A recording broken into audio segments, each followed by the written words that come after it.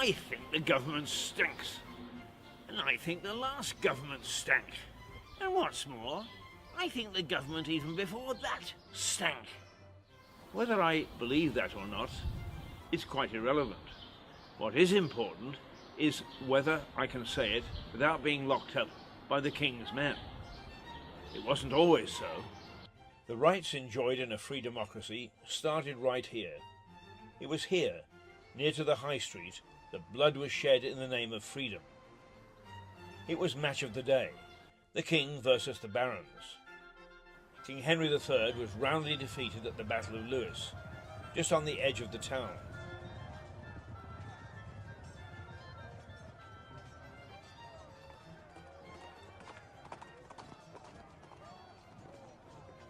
Despite holding the castle, the king's men were put to the sword, and many were massacred in both the huge priory, which stood near the town, and right here in our bloody High Street. Panicking soldiers were easy pickings for the pursuing forces of Simon de Montfort. The Battle of Lewes is said to be the first step towards democracy in this country. That was in 1243.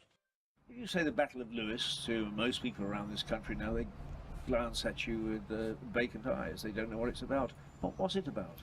Well, you're right. Most people here don't know about it. What happened was Simon de Montfort and his barons were arguing with the king and his men about representation in Parliament, whereas the king, the king just had all of his men and a lot of his French relatives in Parliament, and he was taxing the barons very heavily, and all of this money was going to the French relatives or going abroad, and the barons were not very happy about this. So they wanted at least half of the 24 men in Parliament to be elected barons. So, I mean, though it's not very democratic in the sense that we have it today, it's the start of that representation of a view that is not just the king's view on how things should be run. Simon de Montfort got to hear that the king was down at the Priory of St. Pancras, and why he was there was for the Feast of St. Pancras in the middle of May. And of course it was a big feast, and people would come from all over the world, actually, or all over Europe, to the feast. So he needed somewhere as big as the Priory to be able to feed all these people and entertain them for a few days. And that's why he was here. Simon de Montfort was up country in northern Sussex in some of his estates with his men, and he heard that the king was down here, and he sent messengers. He sent bishops of Winchester and London down with money, with £30,000, which is a fortune in those days, to try and negotiate a settlement with the king.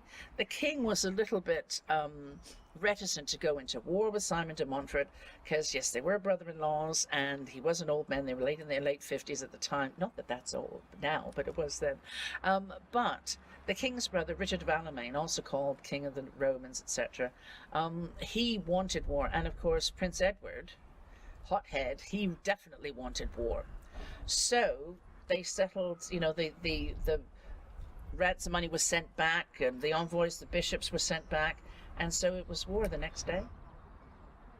They negotiated the Mise of Lewes, most of which was, you know, yes, we took this castle, well, we give you it back, and you give us this, and we'll ransom this man and that man for this man and that kind of thing. But it also set down where the king would say, you know, 24 of the 24, we're going to have 12 elected barons, so that we're going to have the beginning of a parliamentary election. And Simon de Montfort made the king hand over his seals, which meant that the king had no power. So Simon de Montfort became the de facto king. It changed the king's complete and outright power. And Prince Edward then went on to, as king, ratify the clauses of the Magna Carta and the provisions of Oxford. And those began to change the king's power. And it also meant things like, if a woman died as a widow, her dowry money was hers. It didn't need to be given over to her husband's family and sons and what have you. There's a start of women's rights as well. There you go. My goodness me. There you go. The Normans did it for us. The man who gave the name to the House of Commons, and according to at least one historian, named America the United States, preached his heretical views in the town's pubs. Here we go again. Pubs in Lewes. You can't get away from them. There's a tale handed down from Crown landlord to Crown landlord that Tom Paine was barred from drinking in that bar because he harassed and harangued the regulars to the point where they wouldn't drink anymore. They were fed up with Tom preaching the rights of man. So he walked across the street to the coaching inn, the White Hart, where a more lenient landlord turned a blind eye, or, a more likely, a deaf ear to the ravings of this revolutionary. It seemed that he used to like to spend his social hours here and his active political discussion times here in volatile discussion with a group which I believe we thought was called the Headstrong Club, because it still meets today and they call it the Headstrong Club today. But I gather from a local historian that it was called the White Hart Dining Club. Oh. And Thomas Paine, up in our sheriff's room, the oak-panelled function room, basically plotted the American Revolution and for a struggle for independence, which resulted in the final Declaration of Independence, an authenticated copy of which we have in the sheriff's room, and he was credited with originating that. And in turn, he dubbed the White Hart Hotel as the cradle of American independence.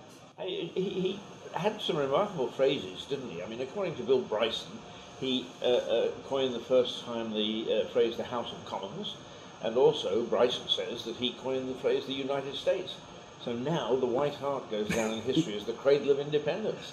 It's wonderful. But whoever the landlord was at the time embraced him and said, "Come on in, we'd love to hear you talk." certainly wasn't me. No, you're right. And yes, I think probably as any hotelier, always keen for a little bit of business, and it developed into quite an active dining club, I gather, because they had their volatile political discussions over dinner. No record of you throwing him out of the hotel? No, but I have to say that during the times that they have met here recently, we've had some very interesting volatile speakers, lots of celebrities, actors, and I remember Tony Benn's voice drilling through the sheriff's room door. It said, I ought not say too much, but it said that a lot of decisions are made here after the council chambers has closed. So that's interesting. Yeah, I think Lewis has embraced Thomas Paine very well. I'm very proud of him because he lived just up the road in the Bull Inn, and of course it was a very easy little trot, and even after he had imbibed, he wouldn't have far to go. So our Tom, getting nowhere at home, he worked briefly as a customs officer in this house here, married the boss's daughter in the church here, within the town's walls, then took off to America. In Lewis, he was ranting. In the colonies, he was making sense. He preached revolution, and revolution was what he got.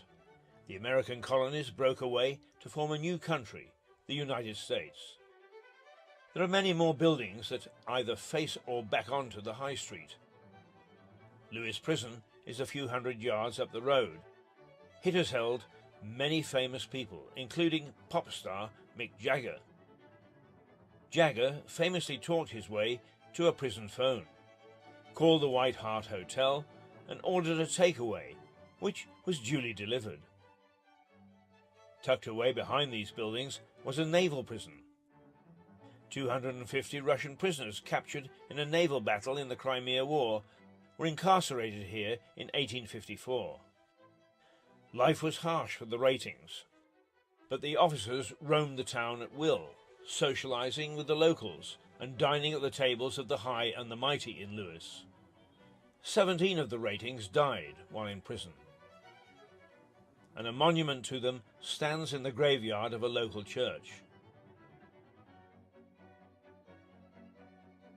This impressive structure was built by Tsar Alexander II, and its upkeep is still paid for by the Russian embassy in London.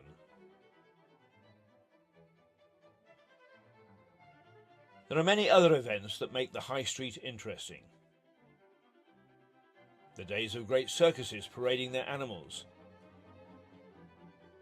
The Prince Regent winning a bet, driving a coach and four down the cobbled street. It's a wonder he didn't break his neck. So today I've taken a snapshot look at Lewes High Street. High Street UK. Every high street has a history. And there are thousands of high streets across the country. And this is just one of them. More high street tales tomorrow. Meanwhile, where's that pint?